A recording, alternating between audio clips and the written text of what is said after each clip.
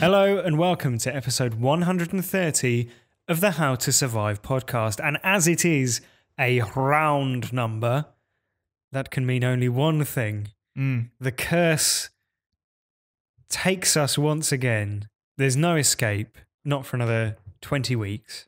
20 weeks, it seems like a long time, but we've come so far. It's been like a lot of weeks. 80 weeks. No, that doesn't make any sense.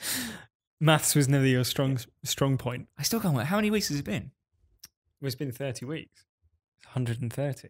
No, that's it since... Hold on. It was episode 100 when we started the Paranormal Activity series. Yes. It's now episode 130. How many weeks? If the podcast is released once a week, how many weeks? 80. I think it's 80. Yeah, that's right. Yeah, it's been 80 weeks. Episode 130. It's Paranormal Activity 4. It's the second in the franchise, directed by those dynamos, the dangerous duo of Ariel Schulman and Henry Joost. Yeah. And boy, is it a treat. It's a film. More on that later. In a technical sense, it is a film. If you haven't seen Paranormal Activity 4, then it is inexplicably the only one of the franchise not available on Netflix. They must have distanced themselves from it. Yeah, a franchise distancing itself from its own film. But you can find it. You know where to look. We're going to be spoiling it. And there should be some interesting and lively debate. I actually quite liked it. More on that after this. Krista, you want to say hi? Oh, it's Katie. My sister did good. Hunter.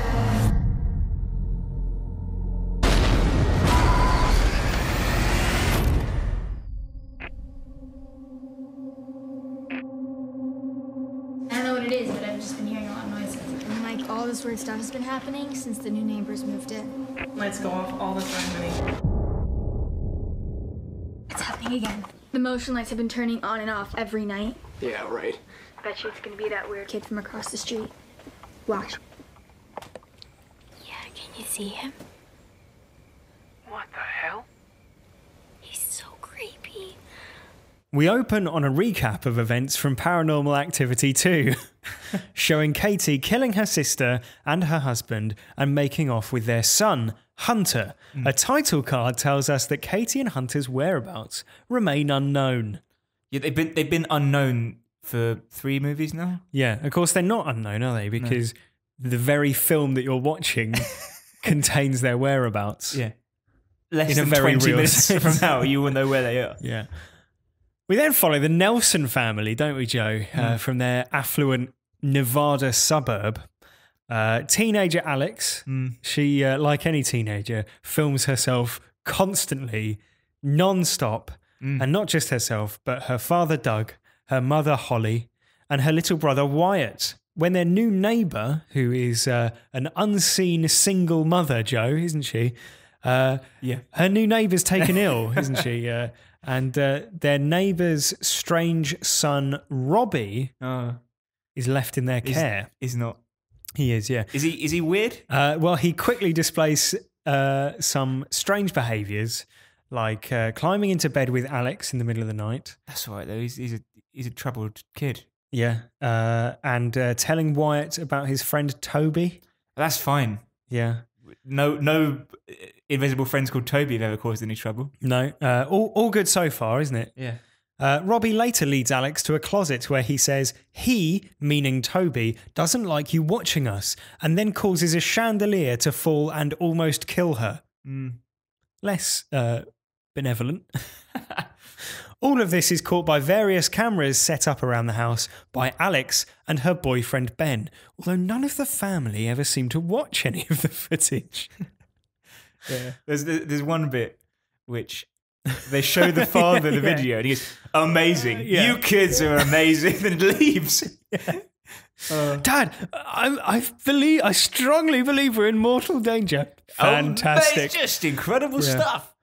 One night, Alex sees a number of cars parked outside Robbie's house, but is caught investigating by a strange woman in a black gown and runs back home. It's probably nothing. Robbie paints a strange symbol on Wyatt, which a quick Google search reveals to be associated with a witch's coven and is used to allow a demon to possess a young boy. To complete the ritual, Very specific. the boy must spill the blood of a virgin. Alex is revealed to be a virgin. Yep. It's coincidence, though, probably. The next day, Robbie and Wyatt run to Robbie's house, pursued by Alex. While there, they bump into Katie, who is assumed to be Robbie's mother, now returned from hospital. So that means Robbie's Hunter, right? Well, Katie says Wyatt looks just like his mother, which is curious because I'm pretty sure Holly and Katie have never met. Wyatt claims that Robbie knew both he and Robbie were adopted. Oh, there you go. Right. And that Wyatt's real name is Hunter. Hunter was Wyatt all along, not the creepy decoy child. Moreover, he says Robbie claims his old family want Wyatt back. Strange events continue to take place. Knives disappear and then drop from the ceiling. Furniture moves, etc., etc., until one night, Wyatt is pulled underwater while taking a bath. When he emerges, he appears to be in a kind of trance, a fugue state. That's fine. Yeah. And then He's always in a trance. So. He goes into Alex's room and appears to make her levitate with the power of his mind. Mm-hmm. That's fine. The next night, Alex is drawn into the garage by strange noises, only to be locked inside. Meanwhile, Katie goes to Wyatt's room and tells him that she'll wait until he's ready. In the garage, the family car switches itself on and begins spewing exhaust. So Alex smashes the window and reverses it through the garage door. You mentioned she was trapped in the garage. Yeah, I did say she was locked inside, and there's obviously exhaust fumes. Toxic exhaust fumes. Yeah. Nothing better in a horror movie, is there, than someone who's a child. Suffocating. Yeah. Great stuff. Her family come home from wherever they were. They were on a night out of some kind and find the chaos and Where'd they go? think Alex has gone crazy. Good time for a night out. Maybe they're in on it.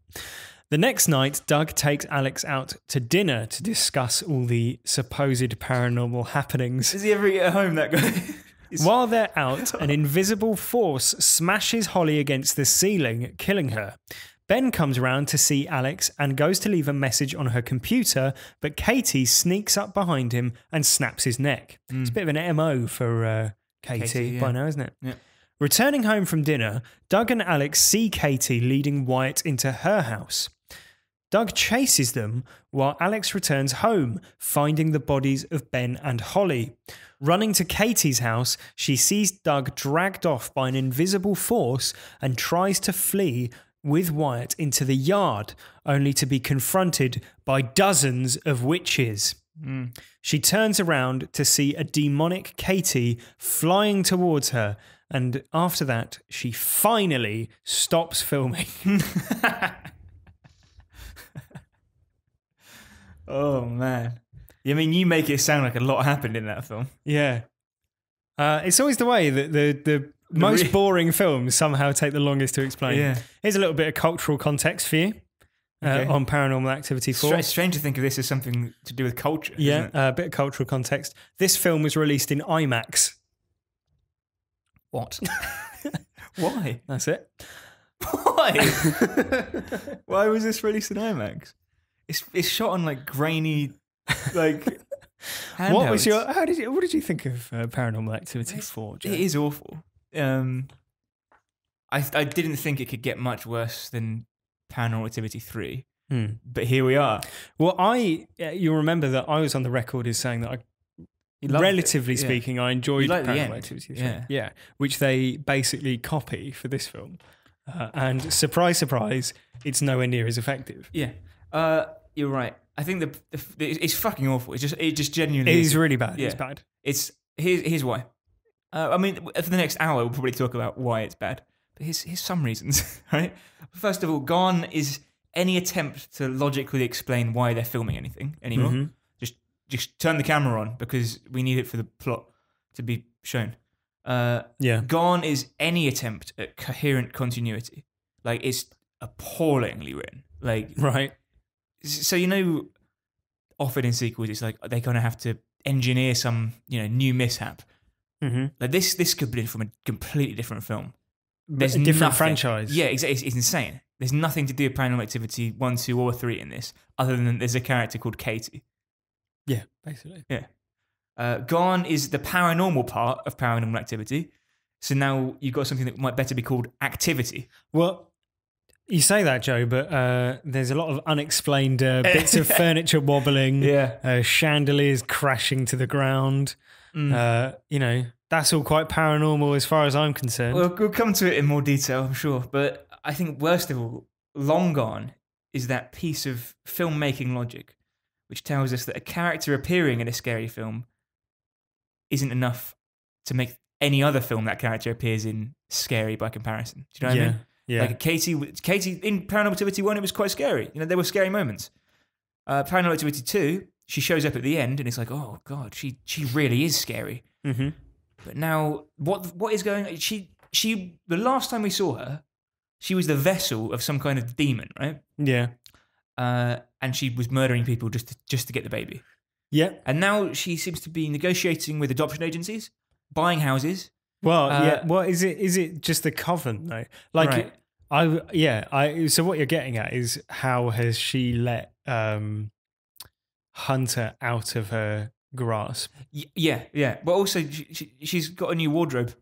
I thought that was a bit weird for someone who's meant to be completely racked with possession. Yeah. She's gone out and bought some new clothes. Yeah. Spruced herself up. Yeah.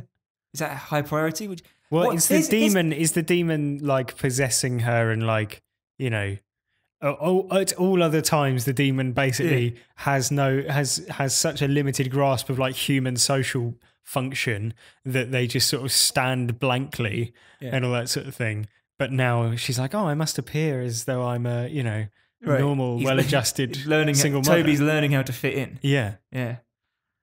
It is dreadful. I think you've driven it. The elephant in the room is what happened in the last 8 years. Yeah. And I'm assuming we're going to get that in Paranormal Activity 5. Maybe. Although I believe the next one is a spin-off. Oh, thank fuck. Great. We'll have Toby in space. Yeah, exactly. Yeah. Paranormal Activity X. Here's one thing that I would like to say, which is a positive point. It's hard to believe that there is one. But I'd like to say well done to Catherine Newton, who plays Alex. Because I think she was engaging and she was believable. Yep. And, you know, gave you, you know, what little reason there was to be invested in the film. And did you know she's in 2 films that are nominated for the Best Picture Academy Award? This year. 3 Billboards Outside of Ebbing, Missouri and Lady Bird. She's in both of them. Right. Which would... so obviously her talent is steadily being recognised, which is good. I watched Lady Bird last night. And I watched both Paranormal Activity 4 and Lady Bird last night. And it passed you by. Yeah. It's almost as though one of the films left you so cold that you weren't really taking it in.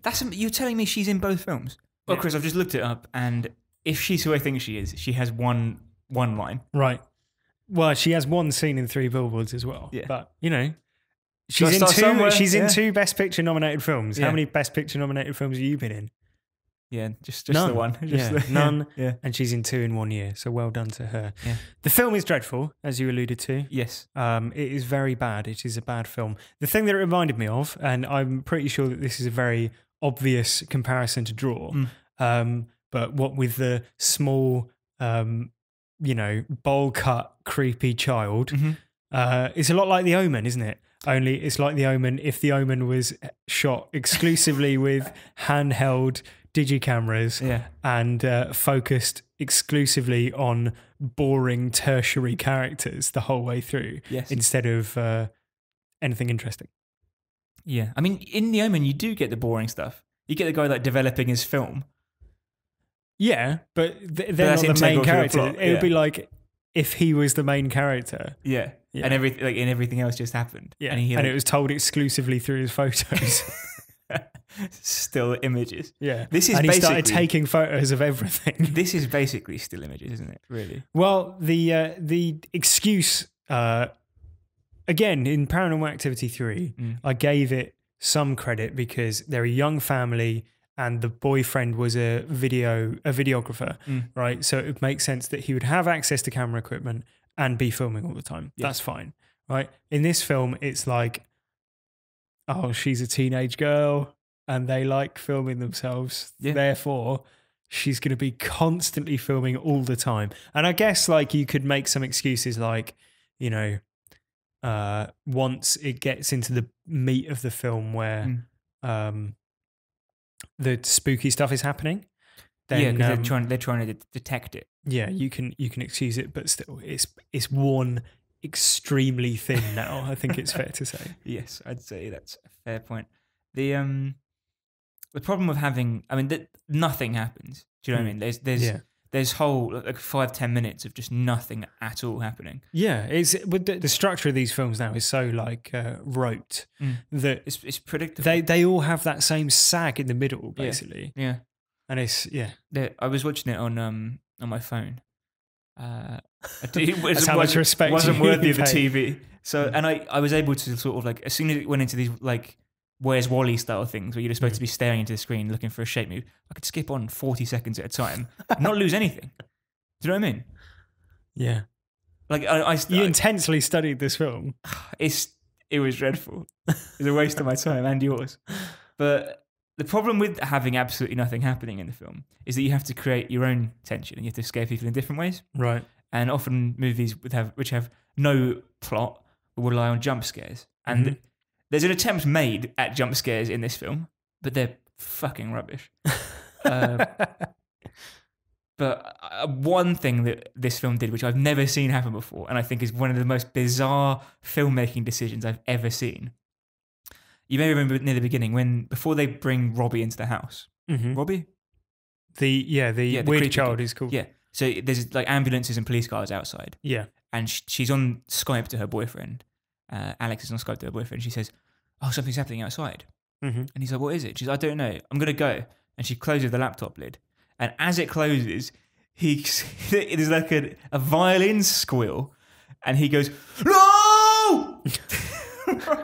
So what the fuck are you doing? So there's... Like, that would create tension if there was... if he'd seen something in the background. Right. But he hadn't. No, it's just just him being weird, basically. But it's not even being... He's not like But doing he's it to just be funny. He's just doing it like... Well, presumably that's the excuse the film is hoping you'll take, right? Honestly, it's just so strange. I might drop a clip in it of it Yeah. because it's so strange. It's like pitched. It's not like he's going, "Oh no, don't close it," or like, "No, I'll Yeah. miss you." It's like, "No!" Do you know what I mean? Yeah.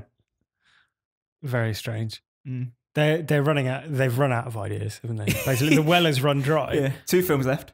Yeah. Yes. Can't Yeah. wait. There's a like I said, there's a reference to The Omen, or it feels a lot like an attempt at a reference to The Omen. There's a big reference to another film though, Joe, isn't there? And that's the scene in which Wyatt is riding around on his tricycle, which is obviously a reference to The Shining. Yeah. I mean, it's as if they rotoscoped Danny from The Shining. Well, like you can't have a kid riding a tricycle in a horror movie without it being especially that shape of tricycle. yes, and, with the flag and everything. Yeah. It's obvious what they're referencing. Yes. Now, obviously, it's always a risky decision to crowbar a reference to a much better film, like one of the all-time classics, into your film. Because all you think is, "I wish I was watching The Shining." Yeah. The more you think of the scene with the tricycle in it in Paranormal Activity 4, and you compare it to the tricycle scene in The Shining, like you think of that tracking shot behind Danny on his tricycle and the tension it creates, and it basically makes you realise that found footage can never give you that. No. They'll never be able to give you something as carefully crafted as that, because obviously it breaks the illusion that the film is founded on. Right, exactly. I mean, part of the Danny in Shining scene as well is that the route he takes is impossible. Right. Which your brain works out and it unsettles you Yeah. in a way that seeing a chair slide out in front of a child on a tricycle does not unsettle you in the same way. Yeah. It's more of like uncanny with The Shining. Yeah. Whereas this is just like, all right, ghost move chair.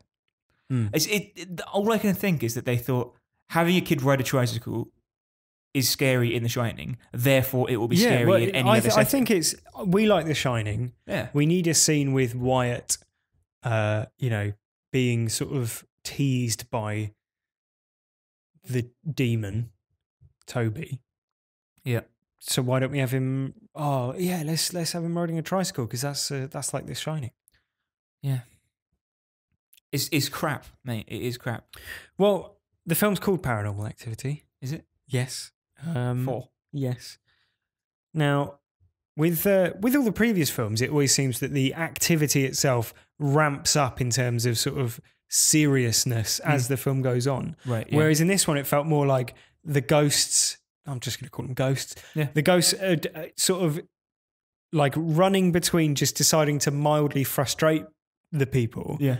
And like nearly cause fatal accidents. Yeah. Right. Like seemingly at random. Because you have some mildly frustrating things like, talking to the children, whispering, creaking noises, all that sort of thing. Pulling out chairs in front of people, hiding bits of cutlery, turning laptops on. Yeah. Like things like that. That's all in this sort of, slightly annoying, confusing side. Yeah. And then you have other ones which are like dropping the chandelier like 20 minutes into the film, nearly landing on the main character. You got a knife that drops from the ceiling, trying to suffocate like people with the car fumes. That scene is pretty unforgivable. Basically, in a what is essentially my first horror movie, right? Mm-hmm. We've said that before. A date movie horror. Like a child nearly being suffocated by exhaust fumes is just like horrible. Yeah, it's not good, is it? And the problem with it, I think, is that unlike in the other films where they ramp up and are used to build the tension, there doesn't seem to be any rhyme or reason for like what they're doing when. No, but I'd say in Paranormal Activity 1, 2, even 3, there is a logic to it because I understand that the ghosts they need you to get scared and get frustrated in order to enter the world, right? Or right. Something like that, right? Yeah.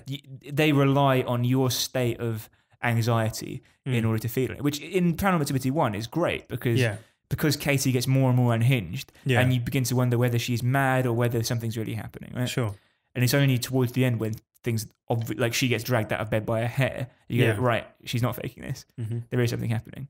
Yeah. Whereas, like you said, in this, it's like, I think one of the problems as well is the ending of Paranormal Activity 2 was the climax, the emotional and tension climax of that film, right?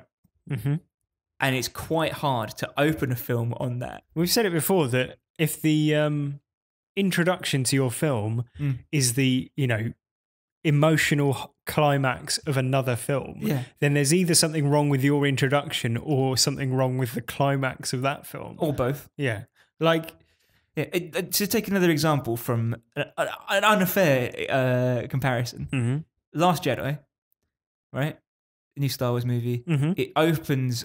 It could have opened on the last frame, the last scene from The Force Awakens. Sure. Right, but it didn't, because that moment at the end of Force Awakens was pregnant with emotion and tension, and like you want something to happen. Yeah. So they deny you that by having something else with its own, like a different scene with different characters, has its own tension building up. So that when you get back to that scene, you're more excited for it because you've been thinking about it and you've been wanting it to happen. And it allows the film to like get its own footing. Yes, exactly. Like, to stand on its own 2 feet. Yeah, and get you invested in that as a standalone film. Yeah. Whereas Paranormal Activity 4 is basically like, it's basically saying, let's pick up right where Paranormal Activity 2 left off, right? But we're not going to do that. We're going to start 8 years in the future. So you're like, well, hold on. There's something weird. But now we've got... it's like the Saw franchise when they would, have the last 2 minutes of the previous film at the start of the next one. and it was insufferable. Yeah.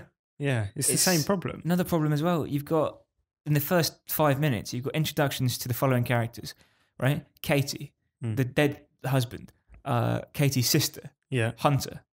You got Walton, was his name? Wyatt, right? Alex, the mother and father. Ben, the boyfriend. Yes. Yeah. Robbie. Yeah. And the unseen mother of Robbie. Right. Toby. Mm-hmm. That's 8 to stand still, and you're only 5 minutes in. Yeah. Yeah, it's not... It's an ensemble cast. Yeah. What a treat.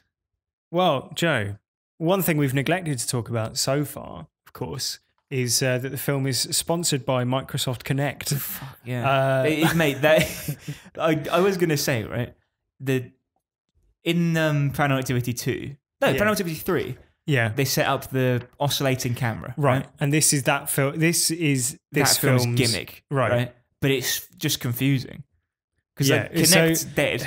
For someone who explain Kinect is basically a peripheral for the Xbox, right? Which allows motion tracking of people. So the iToy. Yeah, exactly. Yeah, and does this with infrared dots, which you can see if you turn on night vision on a camera. Interesting gimmick. And the idea is that the ghosts have a sort of physical form that you can see being tracked by the infrared dots. Okay. Interesting gimmick. They use it sort of a few times, but to not a huge amount of meaning. And also, but at the same time, they do use it to death, right? Yes, of course. But Joe, what do you really know about Microsoft Kinect? Let's find out with my sponsored by Kinect quiz. Goody. Question 1. Yeah. In what year was Kinect first introduced? Open question? Yeah, it's an open question. 2010. Correct. Really? Or should I say Connect? Question 2. What was the code name for Kinect during its development? Oh, God. Cortana. Incorrect, I'm afraid. It was Project Natal. Natal? Yeah. Or Natal. Question 3. True or false? Kinect was at one time the fastest selling consumer electronic device.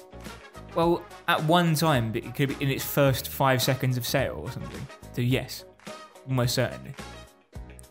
Well, it is true, yes. It was awarded that title by the Guinness World Records in 2011. Right. Question 4. Yes. What was the best-selling Kinect game? Can you give me a rundown of some options? No.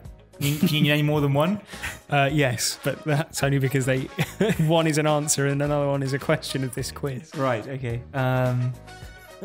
Oh, man. Halo 5? Incorrect, I'm afraid. It was Kinect Adventures, which sold 24 million units. Have I never heard of it? Question 5. The game Kinect Star Wars included a galactic dance-off minigame in which you danced to a Star Wars-themed reworking of a popular song. Which of the following were real inclusions? A. Princess in a Battle, a version of Christina Aguilera's Genie in a Bottle. B. I'm Han Solo, a reworking of Jason Derulo's Riding Solo. Or C. Kashyyyk, a version of Jamiroquai's Canned Heat. What's the question? Which of those were real inclusions in the Galactic Dance? The first two. No, it's all three. No, it's not. How is Jamiroquai getting in a Star Wars game? Question 6. How did influential Microsoft software developer Peter Molyneux describe Kinect in 2017? Dead. A train wreck. Question 7. True or false? Production of the Kinect is now discontinued. True. Correct. Yeah. Well, I think you got 3. You got 3 right. I've never used a Kinect, so That's quite good, isn't it? Yep. Have you? I've seen someone use it to turn their Xbox on and turn it off, but you can also say like Xbox mute, and it will it will do that. Right, it's that time of the show, Joe. When we talk about The how we iToy, the survive. PlayStation iToy. Sponsored by Alexa. So how would you survive if you were in Yeah. this particular... Have you got any ideas? Yeah, go on. I will tell you them. Please. So this is for Katie. Mm-hmm. Doesn't die, does she? No. But inefficient, I'd say, Okay. with her use of time. Because as we've seen, she's perfectly capable of killing anyone she meets. Yeah, that is true. So she wants Hunter back, or she wants the girl to sacrifice her, whatever it might be. Mm-hmm. Just go in the house, punch Yeah. through the front door if you have to. Yeah. Kill everyone inside with your bare hands. Yeah. And Or take not them. even your bare hands, just your mind. Yeah. Just Yeah. carry them back and do whatever you want to do. Because Sure. you can do what you want. Because you're the Possessed demon. by a demon. Yeah. Yeah. She is basically, all powerful as far as we see. Yeah. She doesn't need to live in, hide in plain sight as she's currently doing. She No. can do exactly what she wants. Yeah. She could have walked in there, killed them all, and then disappeared for 8 years. Yeah. Without a trace. That's basically what she did. Yeah. That's exactly what she did at the end of Paranormal Activity 2. So Yeah. we've seen her able to do that. Yeah. There's no reason that we can see that she wouldn't be able to do that again. I want to come back to this though. How did that family come into, why did they have Hunter? How did they adopt him? I assume he just ended up in child services somehow. But how? Because But I don't know. Well, this leads exactly perfectly into my survival tip, which is if you've worked very hard to get access to a child, don't let them go. right. Because as we see, we see her kill. We see Katie kill her boyfriend, kill her sister, kill her sister's husband, in order to gain access to the child, Yeah. Hunter. And then years have gone past, and she's clearly lost track of him. But So how has that happened? Not recently. She must have as she left that building, lost the kid because he's been raised from a baby. Right, exactly, yeah. I mean, it's very difficult to understand how that could happen. Yeah. And the thing I'm reconciling in my brain is that she must have checked into a hotel with the baby Right, and immediately gone into one of her demon trances right. and just stood But surely inside the bed. the demon is, in control of her, surely, when she's doing This all is that. what I'm thinking though, because if she was just non-responsive for whatever reason, because the demon was recharging its batteries or whatever, Right. and the hotel staff were like, "Listen, madam, you You need clearly to care for your child. yeah, they call social services, then the baby gets taken away, Right. so she has to go through the court systems But to then get it back." yeah, but well, she hasn't gone through the court system, has she? Well, she hasn't gone through any systems except the. Here's the issue. Well, how did she get hold of this other kid? Here's the issue.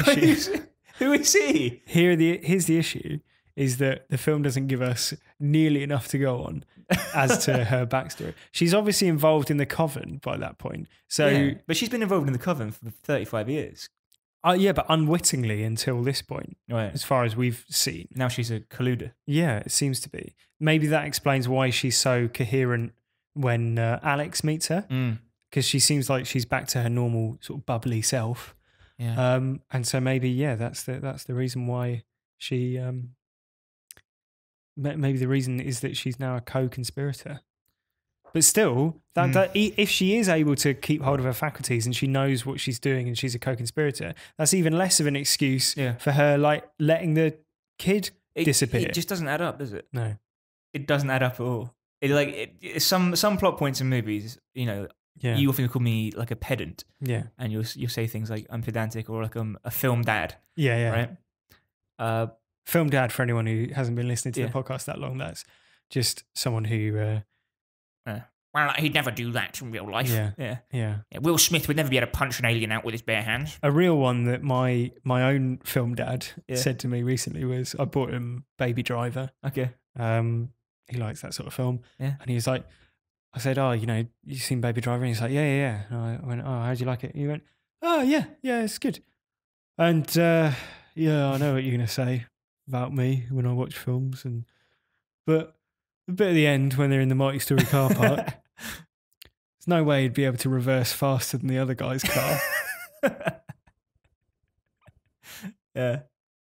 Yeah, it's a film dad. Yeah, it's It's a film dad. Yeah, my dad, no matter what film he sees, it could be like anything. He'll say, "Of course, it's real life, isn't it?" Yeah. No, like Dunkirk, which is based in real life. Of course, that would happen in real life, wouldn't it? Oh, any other? So that's film dad. My point being, right.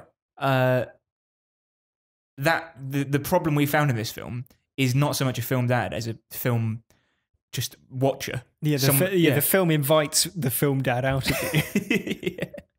Yes. Yeah. It's film dad food. Yeah. Have you got any more pernickety points to pick up on? Well, as before, when I said use your superhuman strength to get the baby back, use your legion of followers to do the same. Yeah. Just kick you could line up outside and just take turns kicking the front door down. There must be some sort of ritual that I don't care. You know, they need to ensure happens. And of course, the best way to ensure any sort of ritual happens is to leave it in the hands of a 6-year-old boy, unsupervised. Where did Robbie come from? Who is he? He says he's adopted as well. By Katie? By the coven? I don't know. Because Katie must have gone, well, Hunter's out of my hands. Maybe I can appease this coven by adopting another weird kid. It's like basically they've thought of the twist that Wyatt is the kid, is actually Hunter, before they've thought about any other of the plot elements that would involve Katie having another fake child. Yeah. Yeah. So just get all your witches coven to go and kidnap them. But, possibly there's some sort of ritualistic aspect that we're not taking into consideration. Yeah. But the film doesn't give us any information on that, so how can we? If they... this film is clearly built at people who've seen Paranormal Activity 1 to 3. Mm-hmm. There's no way you'd go and see 4 unless you'd seen those. No. In your right mind, anyway. Yeah. Just cut out the opening scene where it introduces Katie. Yeah. Pretend it's a new family. Have the woman across the street, you don't know who she is, till the end where you go, oh, it's Katie. Mm-hmm. There's a twist. Yeah. It's not a twist if you know who it is. Yeah, exactly, yeah. Final point, Chris, is... I'm going to sound like a film dad again. Yeah. So the emergency services are outside, aren't they, at one point? Mm-hmm. And the mum comes back in and says, oh, we got Robbie living with us now because his mum's in hospital. Yeah. Who made that decision? Yeah, I don't know. Is she like, no, is it the prerogative of the paramedics to just go, well, you better there's a loose child now. Yeah. There's a child that hasn't got an assigned adult. Yeah. You're an adult. Yeah. Do you want this child? Yeah, no problem, yeah. Great. You got any other children or? No. Have you got a home? No. What I do is I go into streets of my home. I go into houses that have been sort of dilapidated. Yeah. And I bring my coven of friends along. That's how she got Robbie. Just showed up to the scene of a crime. Much like in Paranormal Activity, where they're all hiding in the garage in the dark. Why are they all just in the yard? You mean Paranormal Activity 3? Yeah, that's what I mean. Like in Paranormal Activity 3, they're all hiding in the dark. Yeah. In the garage. Yeah. And then in the end of this one, they're just hiding in the garden. No, yeah, there's like 500 of them. How are they hiding? I don't understand it. I don't want to understand it. Don't drug your kids. Yeah. Good Holly point. drugs Alex at one point. Once only, though. Yeah. Because she's being sort of hysterical, she thinks, maybe. Anxious, yeah. But she basically drugs her in an attempt to, stop her from being anxious. And then the next morning is like, come on, get up. Yeah. Come on, you've got to get to school. It's like, well, think about that before you drug her, you maniac. Then the next night... if your child has responsibilities that could have a bearing on the rest of her life, don't drug her. Yeah. That's bad parenting. We've seen a lot of poor parenting throughout How to Survive, 130 weeks. But that might well be the worst one, because what that is basically, I'm drugging you so I don't have to talk to you about things that are worrying you. Yeah. Yeah. I'm glad Holly's dead. Yeah. Is she the mum? Yeah. Yeah. Finally, you alluded to it earlier. The dad needs to spot fakes. Yeah. And learn how to spot fakes. Yes. He is exactly the sort of person who'd be sharing stuff on Facebook nowadays, sharing videos of like spuriously titled articles about immigrants doing things that are poorly researched, and if you go on Snopes, it will be untrue, completely fictitious, but nonetheless. He'd be sharing them, wouldn't he? Sharing them on Facebook, going, "This has really gone too far now," and he'd be voting. Close the borders. He'd be voting for Trump. He'd be spouting off about loads of very strident political views that he's decided he's going to hold. Maybe he'd be saying things like, "Well, now all this Me Too movement is just it's just punishing men. men can't even go up to women nowadays, can you? Can't even say hello to a woman. You'll get arrested. Can't even help women at work anymore, can you? Can't help women at work. You'll get arrested for it." Needs to have some critical thinking, doesn't he, in his life? If you look at something which, to all intents and purposes, is video footage of a scene involving your family, and your daughter's going, "Dad, this really scary thing happened. Can you have a look at this?" Yeah. Right. If you go, "Oh, this is amazing. Oh, you guys, I mean, you've never expressed any interest or had any experience in cinematic grade special effects work, but I guess you just watched a video on YouTube, did you? Downloaded an app for it. Very clever, but you can't get one past me, your old man." If only you applied that level of critical thinking to actual fake things, then... What do you mean? There aren't any fake things. Yeah, but he's sharing all these things on Facebook.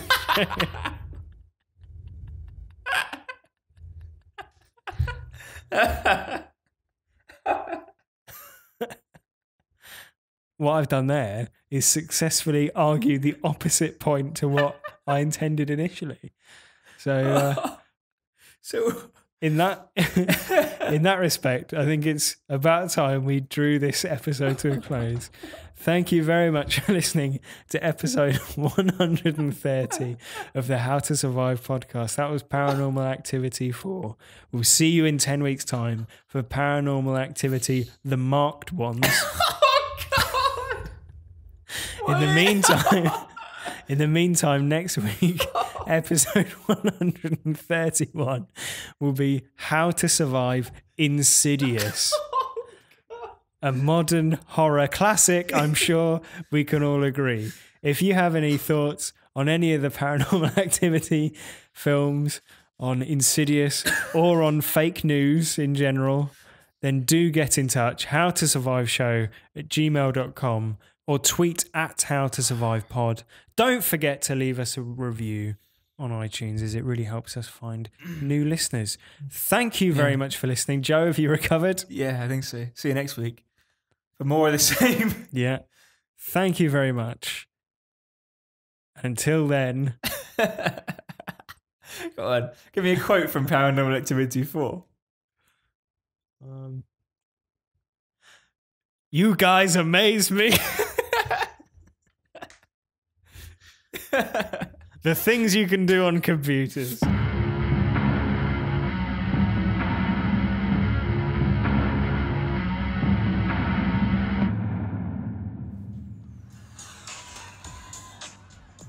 City's always looking for new talent.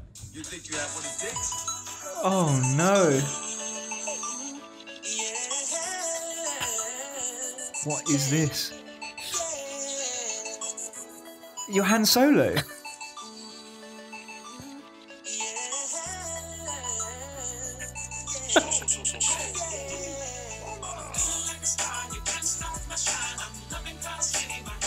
Oh no.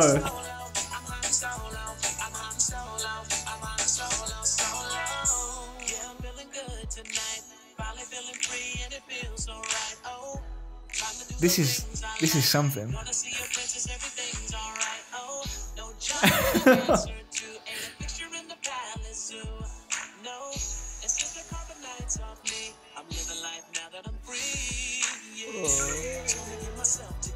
The thing is, it's not like I'm like, oh, you're destroying the legacy of Han Solo.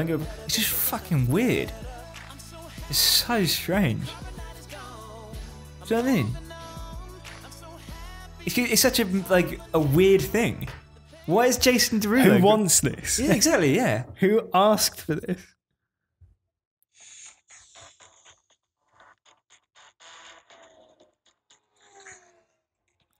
Is it sung by Jason Derulo? Because it sounds almost identical.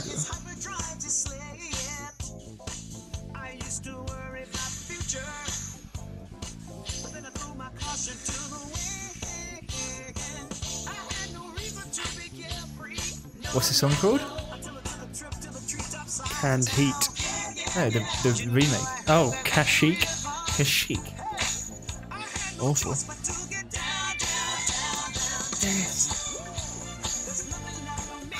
It's like They haven't even changed it. Oh, hang on. Got Kashyyyk in my heels tonight. It's bizarre because it's like you said before about the Shining reference. It's like watching this weird Kinect video just makes me want to listen to Jamiroquai because it's better.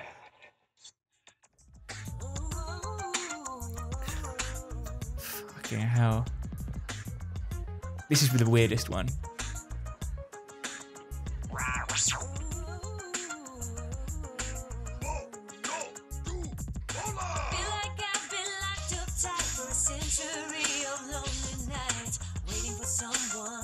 This doesn't sound like Christina though. The other two were quite good.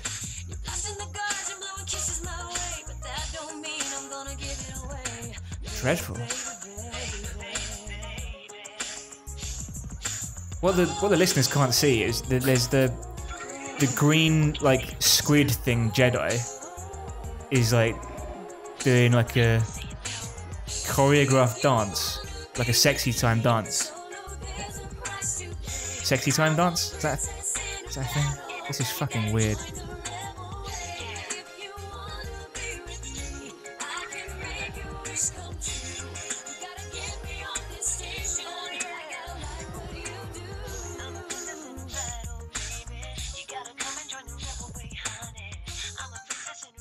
Look, here's something that would have worked better. Jedi in a battle. Yep. That's fucking dreadful.